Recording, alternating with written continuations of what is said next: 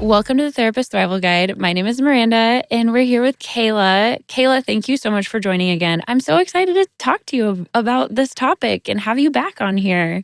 Yeah, I'm so excited to be here. Hello, fellow therapy nerds. I love it. Today, we are going to talk about Geek Therapy, which I feel like I know nothing about. And so I'm excited to dive in. Kayla and I were just kind of like chatting beforehand. We were like talking about plans and birthday plans and all those sorts of things before we started recording. And then I started to ask a question and I was like, we'll just start recording. We'll make this authentic. We're just going to dive right in. So Hashtag live Geek authentic. Therapy. Yeah. Yeah, right. Okay, so Geek Therapy. What is Geek Therapy? Geek therapy encompasses a lot. So essentially, it's finding people's passions and fandoms within the geek therapy lens. So, like anime, role playing games, video games, comic, manga, like all the different things, finding what someone's passionate about, and then using that lens to talk therapy, mental health terms. So, it's like, I think of it as kind of coming together and kind of formulating this common language with someone to a degree in which they'll understand therapy topics. I love that. Well, okay, you just named off so many different topics. Like when we talk about geek therapy, it feels like it is such a wide range of things. I mean, there are so many things that are considered geeky, And so like naturally this kind of therapy type would be very broad. It feels like it's totally just approaching them in their interests. It kind of feels like play therapy in a sense of like you're nodding. Yes. What Yeah, tell I'm me what? nodding. So actually, so there's this whole like field of geek therapy now we have, and there's a lot more research on it. And I actually just did this training last summer in 2024. So it's therapeutic dungeon master training. So you learn how to be a dungeon master and do therapy groups, but using mental health topics. So it's essentially play therapy because it's very adventure based. So you're leading people through an adventure, but Yeah. they're learning skills Mhm. alongside, so you could do like mindfulness training of, okay, like you're in your character, you're embodying this character. Like what sort of characteristics would they have? What do you see around you? Take a deep breath, feel this internal guide, wisdom sort of thing. Like there's just so much to it that you can really create a whole world with this. Yes. Well, and when you think about play therapy, you think of how it can be directive or non-directive, and it can really be up to the practitioner and like their style, but also kind of up to the client. And the way that I'm kind of like viewing this or walking into this topic is like it really is just kind of meeting the client's interests where they are and trying to like, yeah, form this common language. And when you think about play therapy too, I mean, kids, but also just adults, people in general, they process things in so many different ways and they learn things in so many different ways. And so for kids, they might be processing things through specific types of play. For example, I'm about to move houses and my daughter has a dollhouse, and you better believe that her little Barbie family is moving houses, and that is like all they talk about right now in her play. And so it's interesting to how like kids will use their toys and use different things to kind of help them process what's happening, make sense of the world around them. It feels similar in geek therapy. I think humans just do this in general, whether it be through conversation or writing or dreams or art. They process what's happening in their world in different ways. And it's not just kids that do this, it's adults too. And so it feels like it's kind of similar where, adults or kids or adolescents, whoever it is, might be wanting to kind of process what's happening in their world through their type of play or like things that feel very accessible to them. I'm not going to have a client who is super into, I don't know, Dungeons and Dragons, but not into art. I'm not going to make them do a bunch of art in front of me. Yeah. It's like it's using their language and how they want to process things. And one thing that I'm interested in about this topic too, Kayla, is, or maybe just something that I'm unclear about, is it kind of feels like there is geek therapy with like a lowercase g, where you're like, it's kind of like play therapy, where like you can do play therapy, you can be trained in play therapy and do play therapy, but it's not something that you necessarily need to be like certified in. But there is also like Theraplay or different like specific certifications that will allow you to add letters behind your name, or you have to go through a lot of training. Like I do play therapy. I am not a registered play therapist. I am not someone who is a Theraplay practitioner. And so it feels like it's kind of similar with geek therapy, where like you can do geek therapy with like going through different trainings and things, but isn't there like a certification or something you can actually like go through to get more information and be a geek therapist or like geek therapeutics or something like that? Yeah, yeah, you're spot on. Okay. Yeah, so you can be competent in geek therapy. Like you can do different classes. Geek Therapeutics is the group that I'm a part of. So I went through the training probably like 5, 6 years ago. So I'm considered a certified geek therapist, and they have a whole kind of boot camp of classes that they walk you through. They also have CEU trainings like every month that they do on different sort of skill sets and new media that's coming out, all of those things. Oh, And true. then you Because can you'd also have to do, be really up to date on like there's new things happening oh, all the time. yeah. Okay, cool. Yeah. That Yeah. makes sense. Yeah, it's really cool. I like it because it lends itself to new things coming out too, just in culture. Like, so, Mm, movies, video games, like all the yeah. things that are just new and that we can integrate this into our mental health lens. You can train, you can also, you don't have to be a therapist to train in it too. So they have like competency and geek culture classes, I think, that are for even just like teachers or people that work with youth, Cool. Yes. in your organizations and things like that. So you don't necessarily have to be a therapist to use this. Okay, so you went to like a boot camp a couple years ago.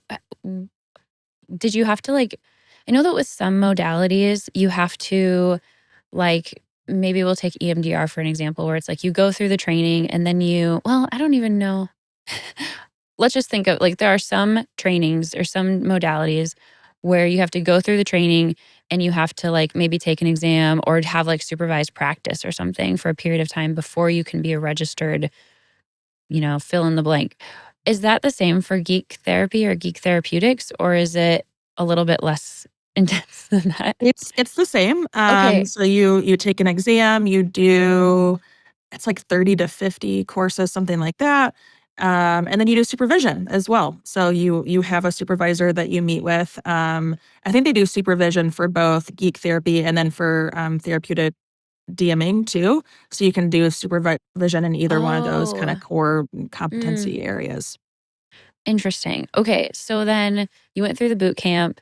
Tell me about what does geek therapy look like for you, or like how does give us all the information. I love All it. the Yeah. information. So sometimes it's just as little as like finding your client's like passion, like characters that they really relate to, and then using that lens to help things kind of make sense and dial in those mental health topics. Like it just makes it easier to grasp, I think, for Hmm. clients of whether that's like an anime character or a superhero or something like that. Like I use IFS, internal family systems, a Mm, lot in my work. And so I use that a lot with people that are like parts of them. And then like we'll talk yes. about like the different parts that show up. Like maybe they have, I don't know, like a Batman part that feels like this like loner vigilante like piece of them. And so like we can lean into that and talk about like, okay, this Batman part, how are they approaching this decision in your life? Like they're kind of that little person on your shoulder, right? That's Hmm. giving you feedback. Um, that's more like a smaller scale version.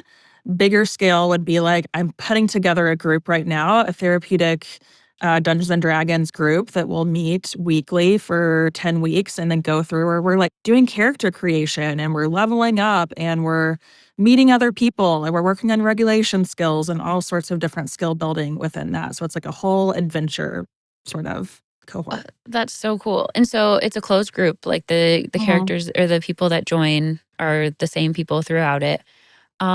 I don't know very much about Dungeons and Dragons. Like I had a friend in high school that was super into it and he would talk about it all the time. But um as I do know that if you're a dungeon master though, it's a lot of work. Like you are putting together this entire storyline and like you have to use so much creativity. And so I can only imagine how much work it is to be doing that and then combining it with like therapeutic skills or it's different things like that. How much of it do you feel like you have to add to, or how much? Like, do you know what I mean? Like, It's a lot of work. So you'll notice that I said, like, I'm working on this group, and there's a reason why it has not come to fruition yet, and it's because it takes a lot of time. oh, Like, I believe it. I'm a therapist, I'm a mom, I'm also our clinic director for 3 clinics, so I'm pretty busy.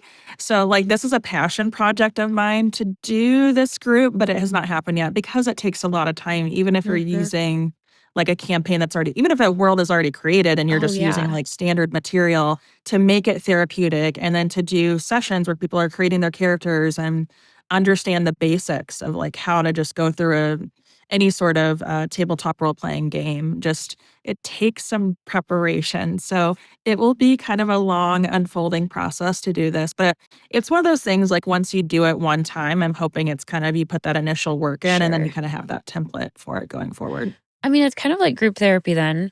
And it sounds like it has some elements of like psychoeducation group therapy, where you're teaching a lot of skills. Does it have some element of like process as well? Or are people like processing stuff through this group or through this campaign? Or is it still just kind of like there's or are they not necessarily like sharing with the group what's happening? Yeah, so it really depends on how you structure your group. Like typically what we would do is we would do like check-in questions. So like a check-in question could be like, given like the state of the world, something going on, Mm-hmm. like culturally, how would you respond to this and how would your character respond to this? Oh. But by creating that distance between the Mm-hmm. character, like sometimes people are a lot more vulnerable if they have a hard time with emotions and you can speak through them, right? Like, Mm-hmm. so this character that you've created might have more confidence than you naturally have, or maybe they're more expressive, or maybe they're the opposite. Maybe you're super talkative and they're really reserved. And that's how, we kind of talk about character creation and are you creating based on this ideal that you have of yourself? Are you Hmm. creating based on like who you naturally are? Or are you creating this, dark, flawed version of yourself and everywhere in between, right? So a lot of people tend to create characters that are very based on themselves, just in Mhm. natural goings on in life. So you can kind of, although they're talking through a character, you can usually get some insight into how they're actually dealing with their natural world internally. I can I can see how helpful this would be. Like, as Mhm. you're describing it, I'm like, "This makes so much sense." Like, it especially when you're talking about, like, character creation and talking about, like, other modalities kind of do that, where other modalities will have you talk about, like, a preferred future or your safe space or, like, IFS makes a lot of sense. You have your manager parts, you have and so it makes a lot of sense how you can use character building, or character creation to kind of explore, how a person might be similar or different to the character that they've created too. This is fascinating. That makes sense. Yeah. So then what other okay, first off, also I'm like again, I don't know that much about Dungeons and Dragons, but can't like a single night or day that you're doing it last like hours? How would you contain this to a short group? Yeah, it depends. So this would be so we would probably do a long campaign where there's kinda like modules or like scenes. Like if you think Mhm. about it in like a play or like a Yeah. movie, kinda different acts that you're doing. Sometimes you have to get really creative and that takes some just flexibility and then there's a lot of improv involved in Mhm. role-playing settings. But, sometimes you need to be like, this is a good time to pause and maybe we need to fill in the last 20 minutes with something else. Mm, Or maybe we have to go to kind of an awkward stopping point and then pick back up where we were. sure. So it takes a lot of note taking and just kind of like being Yeah. mindful of where everyone's at and just kind of Mhm. keeping tabs on things. It doesn't always fit neatly into a time period. So ideally there's some flexibility there. I'm just thinking about like how you would bill insurance and how you would like write your progress note too of you would you'd have to be kind of creative about it. You would Yes. probably say something like client processed through X, Y, and Z through therapeutic play or something, you know what I mean? Or something like that. Or Yeah. how would you like, how you can kind of tweak some of the notes to like really fit like a therapeutic or like an intervention? Mhm. I'm just envisioning like how you would write down some of the different things, but Yeah, you typically just focus on the skill like you mhm, would with anything. So, learned how to ground using breathing techniques or, Yeah. like whatever Yeah. it is that you're using, like in a group setting. You don't really Sure. have like Miranda went on this adventure, encountered a dragon, and stole all of their loot. Like But that just wouldn't like they would be so much more interesting to they would read. be so much more interesting. I would much rather write a note in that fashion, but insurance. Yeah, insurance. Oh, that's so funny. Okay, so Dungeons and Dragons.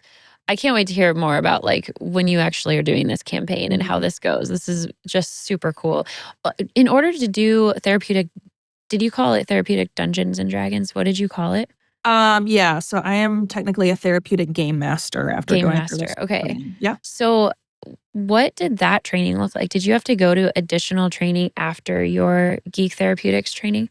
Yeah, so this was a whole nother program structured very Okay. much in the same way. So I actually had a cohort of other therapists across the US. It was all virtual. And then we had our own therapeutic dungeon master. So it was kind of like learning and then process oriented. So it was Cool. like 2 hours Yes. every week. I think it was like a 10-week program. And so for the first hour, we would learn theory of like game and character creation and adventure and both like Mm, technicality stuff with like Dungeons and Dragons and then also like therapeutic, like how you mhm. blend that in.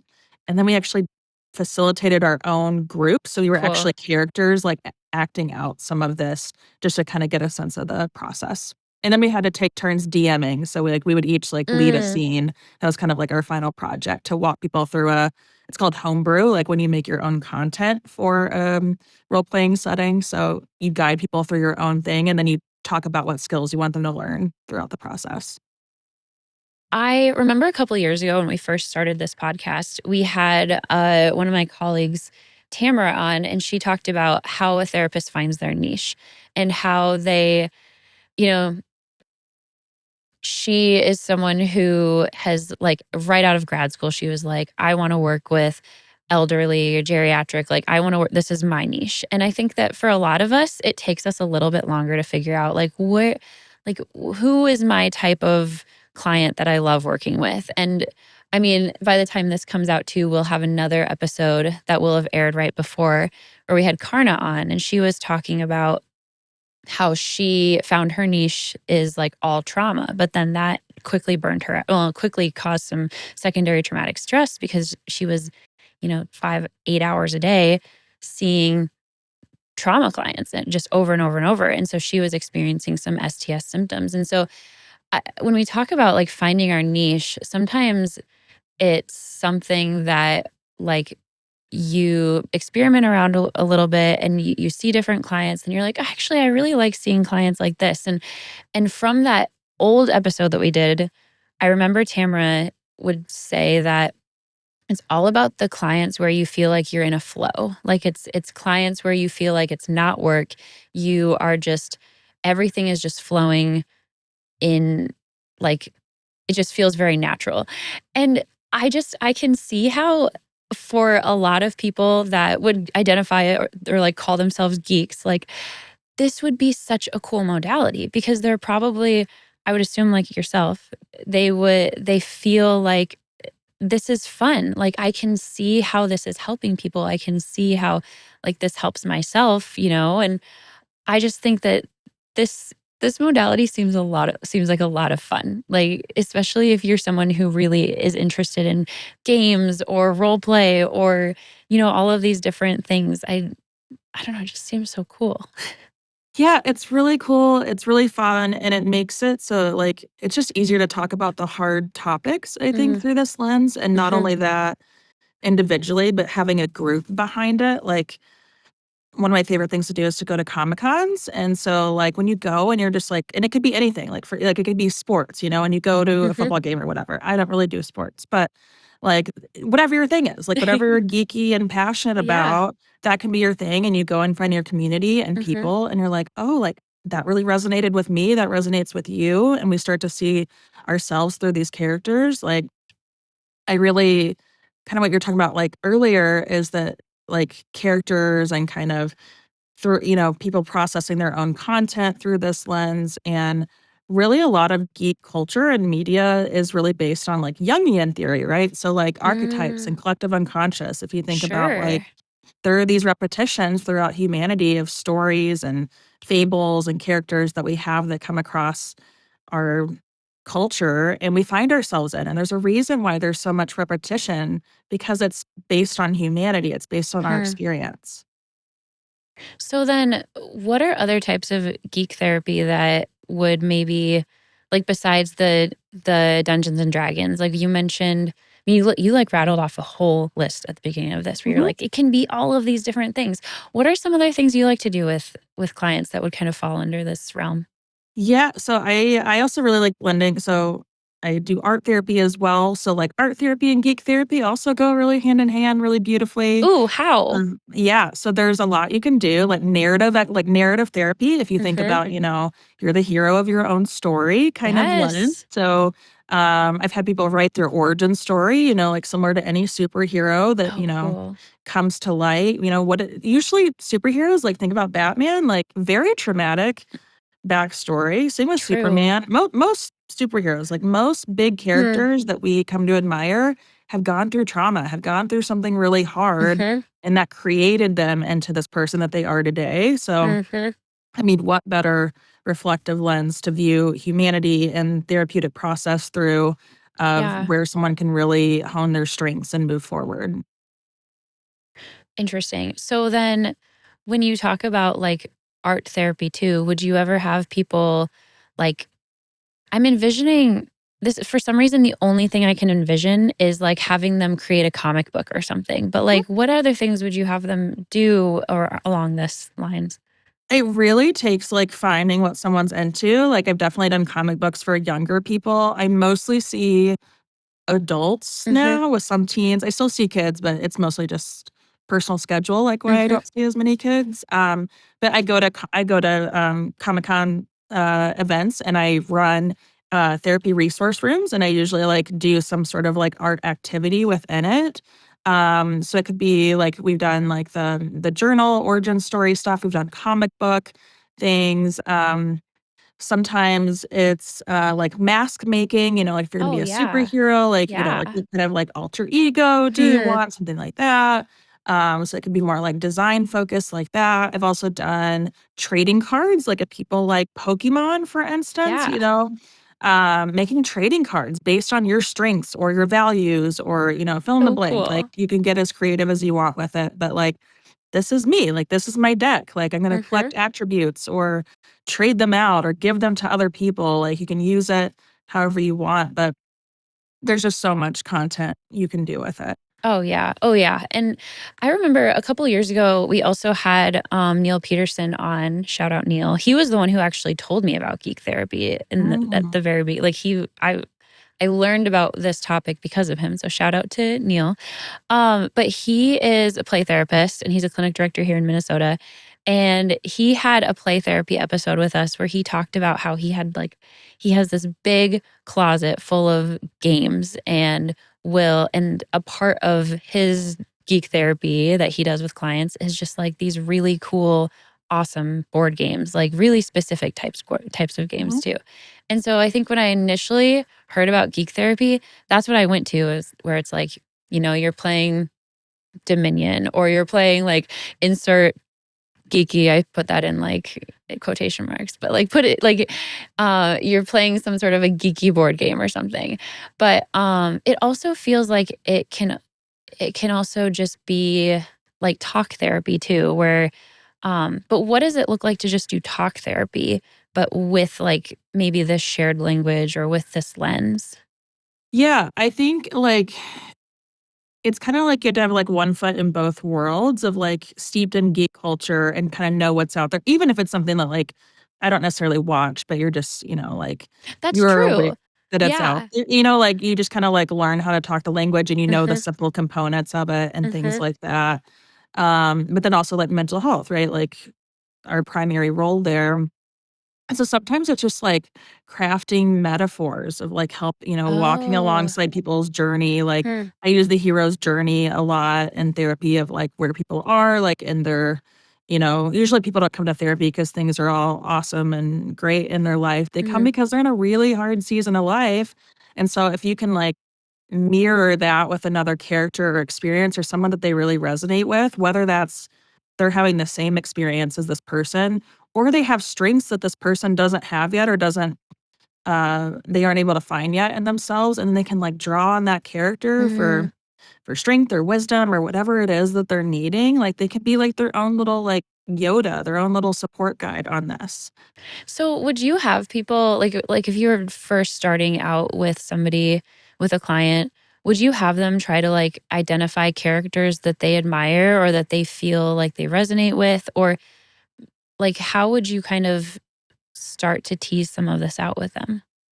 Yeah, so typically an intake, like I don't necessarily like ask, which geeky characters do you identify with? Like if they're like super nerdy, maybe.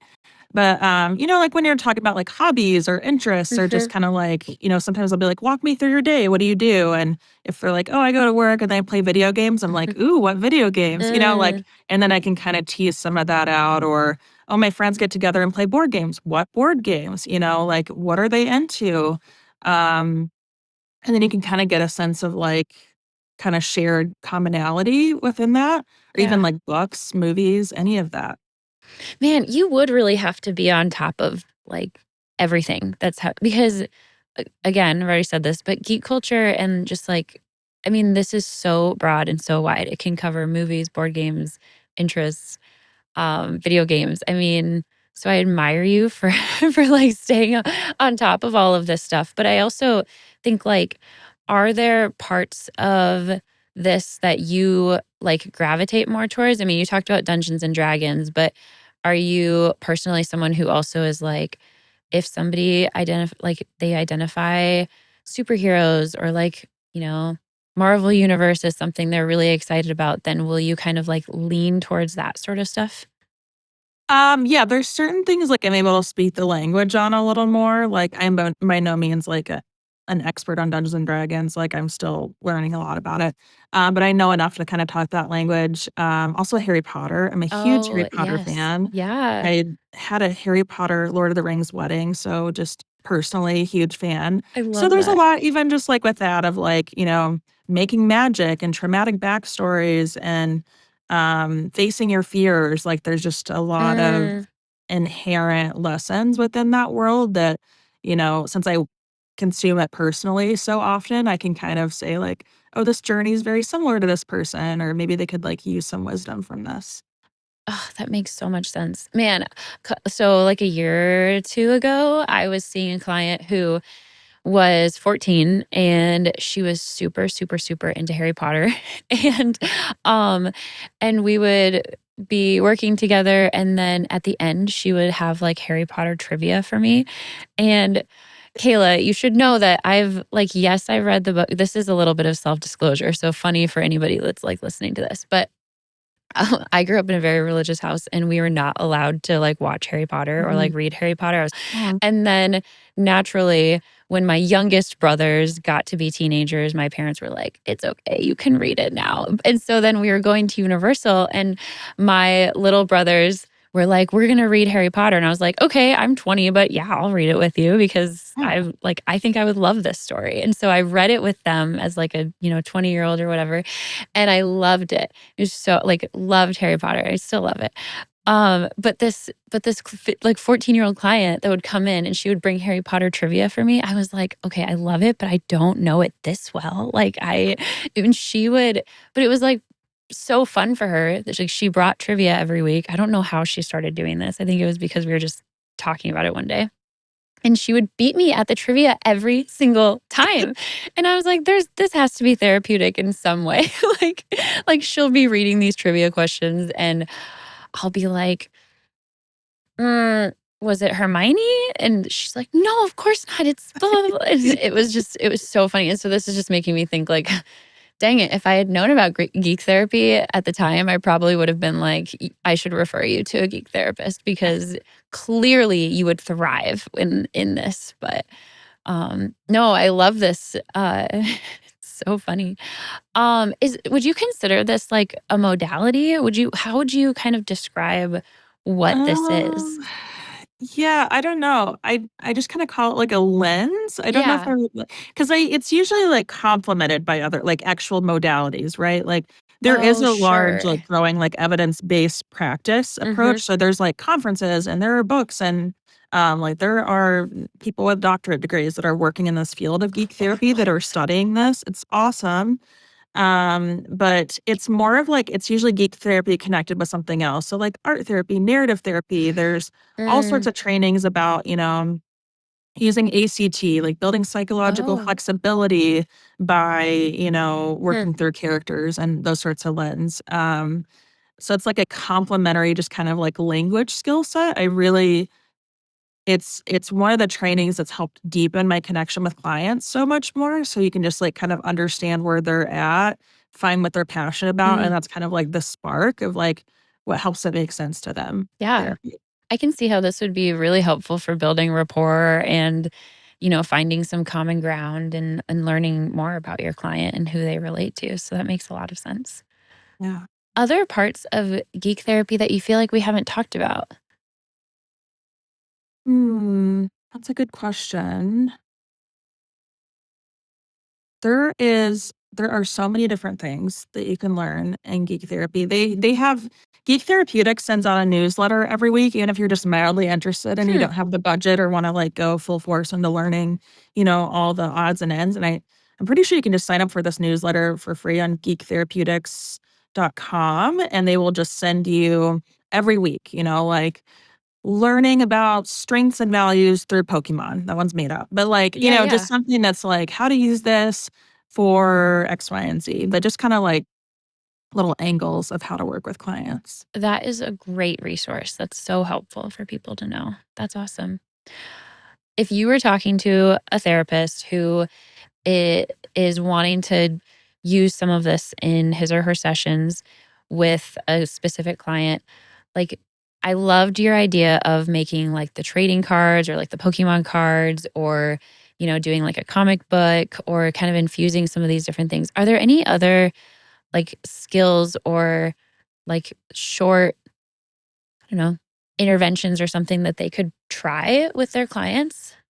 Yeah, there's a few that come to mind. So one that's super, super simple. I think it's a worksheet somewhere, but you could also just like draw this out. If someone's into video games, especially for kids, this is more of like a kid sort of thing.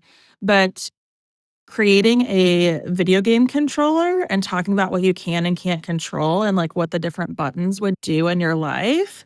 So Yeah. just kind of simple things like that, like I wish I could have more of this or that I could, Mm. disappear when mom and dad are arguing or so, just kind of Mhm. you can kind of shape it however you want.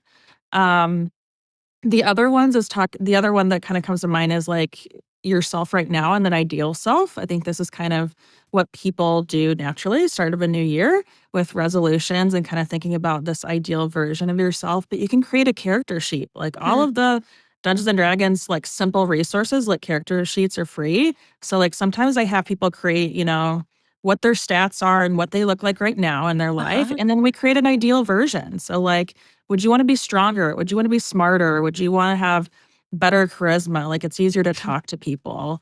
And then, okay, let's talk about that distance. Like, what would it actually take to get there? What do we need to develop or create in our world so that we have more closer aligned to that ideal self? Those are both great suggestions. That's really helpful. I wouldn't consider myself a geek, but I could absolutely see myself use some of these things with clients and with especially like the adolescents that I see. I think almost all of my adolescent clients are super into manga or video games or Mm. something. And so I could absolutely see how they would probably love this sort of stuff. But also Well, just something I want to Miranda, learn more about. What? yeah, what's your fandom? What would be, like, your thing? Like, if you're working with a geek therapist and they're like, "Miranda, like, what are we gonna use? What's your thing?" Oh my gosh, that's such a good question. Man, I don't know. That's so hard. I mean, maybe like I like the idea of superheroes. Like I've never been into like super into superhero movies, but when I was little, I would like write stories all the time about superheroes. And I think there's just this idea of like what would be my superpower or like what would I want to be able to do? And I think that like there's a kid inside me that's like, yeah, I love this sort of stuff. Like, it's so fun. Um, but I don't know. I'm kind of a I'm kind of a Disney nerd. Like, Mhm. I am taking my husband and I are taking our kids to Disney next month, and Kayla, it is all I can do to like I live and breathe like everything we're gonna do. Before I jumped on here, I texted my sister a screenshot and I was like, this is where we meet Mickey, and we have to be there at 2 o'clock because that's when the line is like when you look at the historical information, this is like when it's the shortest. And I don't know, I just like maybe I geek out about some pretty cute. So Yeah. yeah, no, it's That's good. great to geek out. I think you bring up something really important too is like inner child. Like this is one Mhm. of the ways that you stay connected to that inner child. I really am such a big believer in staying connected to that inner child sense of wonder and Yes. play and love and, just all those things that we lose sight of as adults just because our world is so hectic and Mhm. busy and there's so much going on that it really takes some conscious effort to draw us back in, and play is one of the ways that we do that. I feel like I have never felt so connected to my inner child like as when I became a parent. I mean, like having a 4-year-old and seeing the world through her sense of wonder and excitement and just like pure magic is just so much fun. And I feel like it has kind of brought some of that back to me too. And so it's fun to be able to like experience things through her a little bit more. But okay, Yeah. wait, what's your main fandom? What's your like Um, probably probably Harry Potter. I also am a big fan of Buffy the Vampire Slayer. I've Like, never seen it. oh my I gosh, know. I'm a Miranda. bad I like millennial. vampire lore in general, so that's always really fun. Anything like vampires and witchy magic stuff, I'm very into. Yes. I like it. I like it. Awesome. Well, thank you for joining. This has been so much Yeah. fun and just really helpful to learn more about. And yeah, I'll include some of the resources that you listed and you talked about in the description of this episode so that people can learn more. And are you accepting clients or you're like probably way too busy to see? I am very busy. I will say I oversee about 20 therapists that most of them are accepting clients. I will probably be taking people for groups once I get things rolling. But Awesome. yeah, So I so stay tuned for Kayla's awesome D&D D&D groups. Is that what you call it? Yeah. yeah. I'll be excited to hear about how it goes. Awesome. Thanks for joining and thanks for listening. We'll see you next week.